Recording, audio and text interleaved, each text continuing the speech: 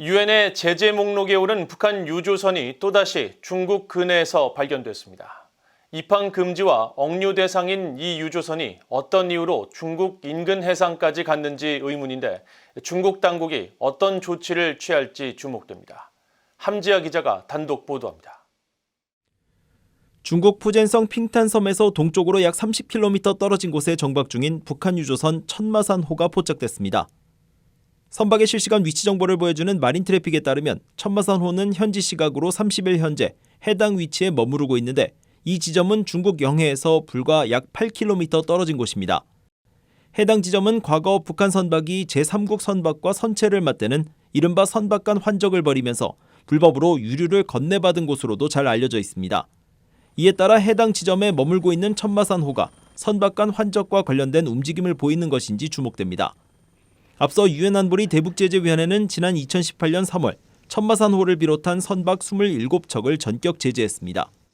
당시 안보리는 천마산호가 2017년과 2018년 선박 간 환적을 통해 유류를 건네받았다고 지적했으며 특히 천마산호 등 13척에는 자산 동결과 입항 금지 조치를 모두 취해야 한다는 문구가 붙었습니다. 자산 동결이나 입항 금지 혹은 선적 취소 등의 조치만 명령한 다른 선박들에 대한 제재보다 더 강도가 높은 조치였습니다. 현재로선 천마산호는 중국 영해에 진입하지 않은 만큼 중국 정부가 자산 동결 등의 조치를 취할 의무는 없습니다.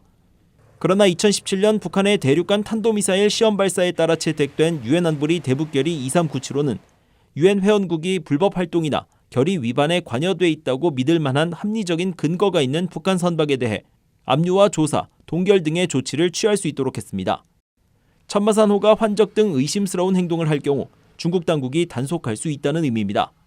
하지만 최근 대북 제재 이행에 미온적인 태도를 보여온 중국 정부가 천마산호에 대해 추가 조치를 취할 것이라는 데에는 회의적인 전망이 나옵니다. 앞서 BOE는 천마산호와 함께 유엔 제재 대상에 오른 유조선 지성 6호가 지난 8월 중국 영해에 진입한 사실을 확인했지만 중국 정부는 지성 6호의 중국 해역 진입을 금지하거나 억류하지 않았습니다. Typically, a designated vessel should be denied port access or alternatively seized as a financial asset of a designated entity. So those are the actions that should be taken.